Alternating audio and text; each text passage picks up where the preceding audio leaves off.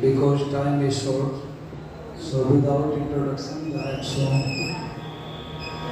बहुत सारी बातें हो गई है। एक भजन आप लोग मेरे से सुनेंगे और मैं वाणी को विराम की तरफ लेकर के चलूँगा। बनाई बातें बहुत वतन की, वतन बनाओ तो हम भी जाने लगी चमन में जो आग भीषण, लगी चमन में जो आग भीषण, उसे बुझाओ तो हम भी जाने। बनाई बातें बहुत वतन की, बनाई बातें बहुत वतन की, वतन बनाओ तो हम भी जाने लगी चमन में जो आग भीषण, उसे बुझाओ तो हम भी जाने। बनाई बातें बहुत वतन की, बनाई बातें विदेशियों को झुका झुका सर, जो सर कहाए तो क्या कहाए। विदेशियों को झुका झुका सर, जो सर कहाए तो क्या कहाए। जो सर कहाए तो क्या कहाए।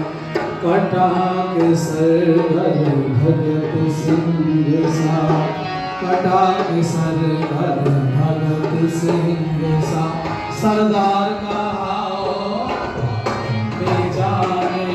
बनाई बातें बहुत वतन की, वतन बनाओ तो हम भी जाने लगी चमन में जो आग भी।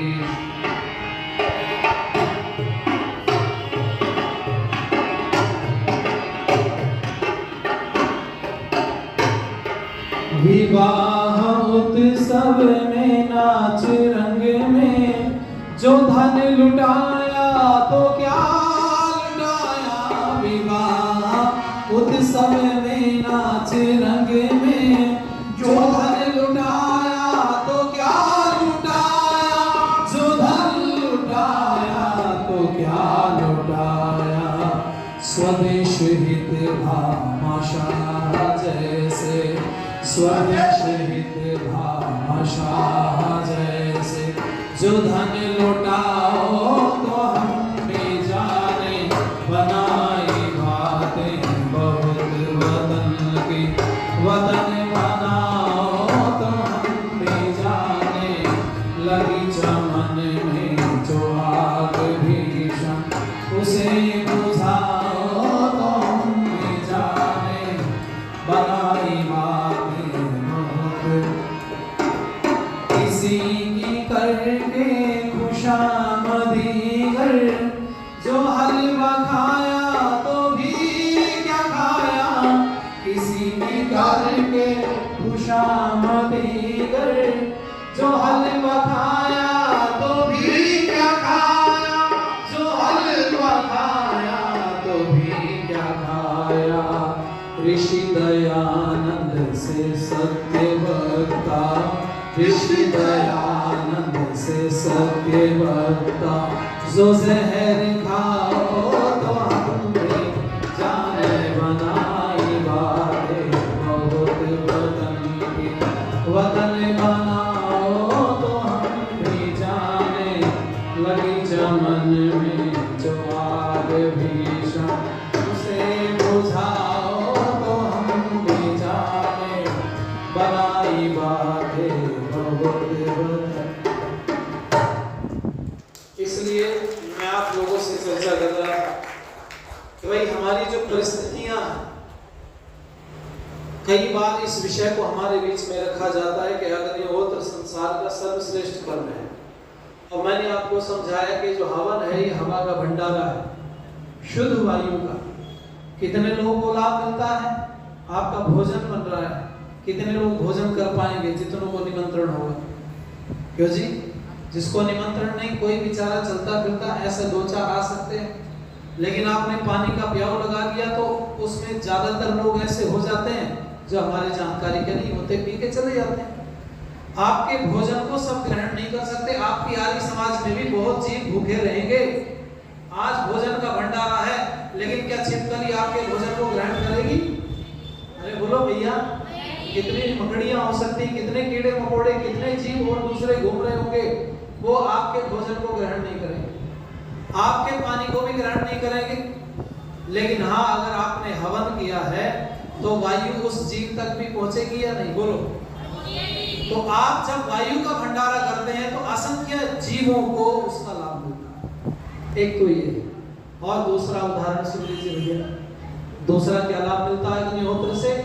तो अभी हमारे बीच में आदरणीय डॉक्टर गुप्ता जी थे, मंत्री जी, उनका बहुत धन्यवाद। लेकिन एक बात बताना नहीं मुझे भाई, दो भाइयों का बंटवारा आपस में नहीं हो रहा है, तीसरे को बुलाना पड़ा है, तो बंटवारा छोटा है या बड़ा है? जोर से बोलो। मैं एक बार भी बैठा ऐसे? बोलो। नहीं बैठा? सीधे बैठो बेटे, शाबाश, बहुत बढ़िया। कमर सीधी करो, नहीं तो इसका तीर कमान बन जाएगा। हाँ, अब बताओ मुझे क्या पूछा मैंने? अरे दो भाइयों के झगड़े में उनका बंटवारा उनसे नहीं हो रहा है, तीसरे को आना पड़ रहा है, किसी सरपंच वगैरह को, तो बंटवारा छोटा है या बड़ा है? हाँ, अच्छा सरपंच साहब से बात नहीं बनी, विधायक को आना पड़े तो बंटवारा और बड़ा है। क्यों जी? अगर सांसद को आना पड़े तो बंटवारा और बड़ा है, और सैनी साहब मुख्यमंत्री जी को आना पड़े तो बंटवारा और बड़ा है, और प्रधानमंत्री जी को आना पड़े तो बंटवारा और बड़ा। पता चला बंटवारे में जो व्यक्ति इंटरफेयर कर रहा है उससे पता चला बंटवारा छोटा है बड़ा है। लेकिन आप एक बात सुनना, बंटवारा बड़ा है, काम बड़ा, इसका पता बड़े से चला। अब आप समझना, जब आपने हवन किया तो हवन का बंटवारा क्या शास्त्री जी ने और आपने मिलकर के कर लिया? नहीं किया। क्या उसका बंटवारा सरपंच कर सकते हैं? क्या विधायक, सांसद या मुख्यमंत्री कर सकते हैं? क्या आपके हवन का बंटवारा प्रधानमंत्री जी कर सकते हैं? नहीं कर सकते। आप जब हवन करते हो ना, तो आपके हवन का बंटवारा अपने हाथ से परमात्मा करता है, और जिस काम का बंटवारा परमात्मा करता हो उससे बड़ा और कोई काम दुनिया में नहीं हो सकता। आपने हवन किया, ईश्वर का इंटरफेयर हो गया। परमात्मा ने किसके हिस्से में कहा कितना लाभ उन्हें मिलना चाहिए, परमात्मा ने दे दिया। इसलिए आप लोगों से निवेदन करूंगा कि अग्निहोत्र की परंपरा हमारी करोड़ों वर्ष पुरानी है। देखो, महाराज दशरथ के पास जब रामचंद्र जी को लेने गए ना विश्वामित्र ऋषि, तो उन्होंने राक्षसों से लड़ने की बात नहीं कही। अगर आप वो पहला वाक्य पढ़ोगे तो आपको पता चलेगा, मेरे पास लगभग 35 पुस्तकें हैं रामचंद्र जी के ऊपर लिखी, अनेकों लोगों ने, अनेकों लोगों ने। जब पढ़ते हैं तो पहला शब्द, पहला सेंटेंस, वाक्य यही था, विश्वामित्र ऋषि ने ये कहा कि मैं यज्ञ की रक्षा के लिए रामचंद्र जी को ले जाना चाहता हूँ, क्योंकि राक्षस यज्ञ नहीं करने देते। और उनको भी पता था कि महाराज दशरथ यज्ञ के नाम पर मना नहीं करेंगे। क्यों नहीं करेंगे? उनको लग रहा था क्योंकि राजा दशरथ के जो 4 संतान उत्पन्न हुई वो अग्निहोत्र से ही तो हुई थी, मतलब हवन कुंड में से कोई निकल करके नहीं आया। और रोमपाद नाम के उनके एक मित्र थे जिनकी बेटी का नाम था विशालाक्षा शांता। उस विशालाक्षा शांता का विवाह श्रृंगी ऋषि के साथ में हुआ, आप जानते हैं। और जब महाराज दशरथ, वशिष्ठ मुनि और बहुत सारे लोगों को लेकर के श्रृंगी ऋषि के आश्रम में गए, तो राजा दशरथ के जो मित्र थे रोमपाद, वो आश्रम में थे उस समय पर। उन्होंने पूछा आप क्यों आए यहाँ पर? तो उन्होंने बताया कि भाई मेरे यहाँ संतान नहीं है, और इस समय पर पुत्रेष्ठ यज्ञ कराने में कोई व्यक्ति निपुण है, तो ये है आपके दामाद। तो उन्होंने अपने दामाद से निवेदन किया, भाई दशरथ हमारे मित्र हैं, तो आप इनकी बात को स्वीकार कर लेना, इनकी विनती को। ससुर ने भी बोला, तब दामाद जो श्रृंगी ऋषि थे उन्होंने कहा ठीक है। तो वहां रहे कुछ दिन पहले आश्रम में। आश्रम के पास श्रृंगी ऋषि अपनी पत्नी को लेकर के पहुंचे महाराज दशरथ के यहाँ, और महीनों रहे, उपचार किया, और वो उपचार किया औषधियों के द्वारा महाराज दशरथ और रानियों का सबका, जिसके अंदर जो कमियां थी वो ठीक हो गई, क्योंकि औषधि से सब संभव है। ये बात अलग है कि आज की जो चिकित्सा पद्धति है, हमारा औषधि विज्ञान का बड़ा आगे पीछे हो गया। लेकिन उन्होंने क्या काम किया फिर, जब अंत में उनको लगा कि भाई अब ठीक है, उपचार हो चुका है, तब सबसे अंत में उन्होंने यज्ञ की अग्नि के अंदर स्वर्ण के पात्र में खीर बनाई और उस खीर को दिया। महाराज दशरथ को कहा अपनी रानियों को बांट दीजिए। सबसे पहले कहाँ गए? कौशल्या के पास, सबसे बड़ी थी। और बड़े के साथ साथ आप अगर कौशल्या के महत्व को जानना चाहते हो तो पढ़िए, आपको पता चलेगा। जब कोप भवन में महाराज दशरथ पड़े हुए और कौशल्या की गोद में सर है महाराज दशरथ का, उस समय पर रोते हुए उन्होंने कुछ बातें बोली हैं, उससे आपको पता चलेगा महत्व। वहां कोप भवन में उससे ठीक पहले चर्चा आती है, कैकेयी के साथ जब संवाद किया तो कैकेयी को यह कहा, कुल कलंकिनी, तेरी वजह से 6 गुण वाली स्त्री अर्थात कौशल्या का भी मैं सम्मान न कर पाया, तेरी वजह से। शब्द बोले, और वो 6 गुण वाली स्त्री संसार में होना संभव नहीं, वो चर्चा का विषय नहीं। कभी फिर आएंगे तो कुछ चीजें अधूरी रहनी चाहिए, मौका मिले फिर कभी चर्चा करेंगे वो 6 गुण कौन से होते स्त्री के अंदर, जिससे वो सर्वश्रेष्ठ संसार में कहलाई जा सकती है।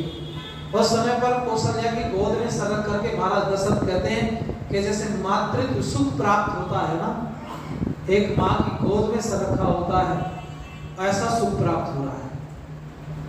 वो विषय नहीं है, पर मैं इतना कहूंगा आप लोगों से, कौशल्या पर बड़ा स्नेह था महाराज का और बड़ा विश्वास करते थे, इसलिए जाते ही आधा पात्र की खीर निकाल के दे दी, और जो आधी बची तब सोचा है 2 को और बांटनी है। फिर कहाँ गए?